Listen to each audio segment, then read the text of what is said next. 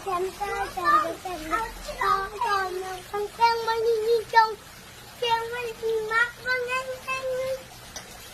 โอ้จอมยังแก้มมันยิ่งจงยิ่งจังโอ้จอมยังมันแก้มมันยิ่งจงก็แก้มมันยิ่งมันมักแก้มตั้งผู้ดีเต้เอ็นเอปีอีปีอีปีชี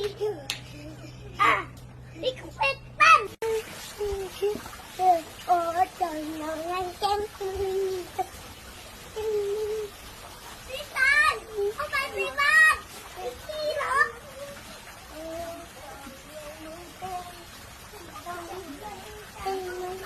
บ้านตามเหรอตามเหรอ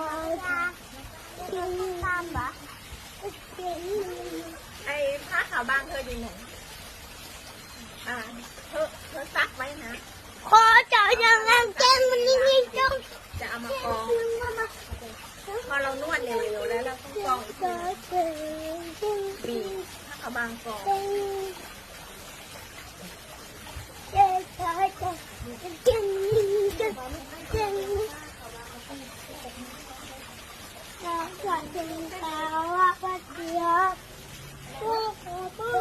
โอ้โทษทีเขาไปเป็นมันจริงๆกองสะระนองกองแกงมันนังมับ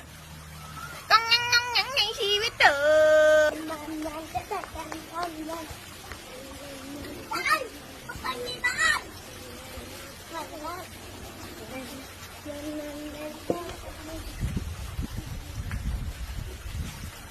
เอามา1 2 3ขอจบน้องแก้มมันยิ่งจงแก้มตั้งในชีวิตเจ้าโอ้จบน้องแก้มมันยิ่งกองแก้มมันยิ่งโอ้จบน้องแก้มมันยิ่งจงโอ้แก้มตั้งมาแล้วก็แก้มตั้งผู้ดีเต้เอ็นเอปีอีปีอีปีชี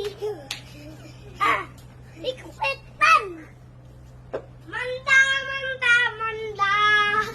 พูดมันดานี่ค่ะ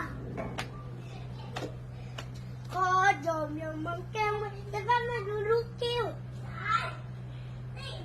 ขอจอมยังมังแก้มมันนี่โยกแกยังมันออกมา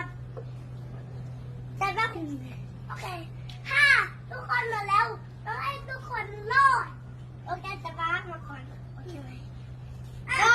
จอมยังมังแก้มวิ่งกองปังเลยจะเอาในตู้แช่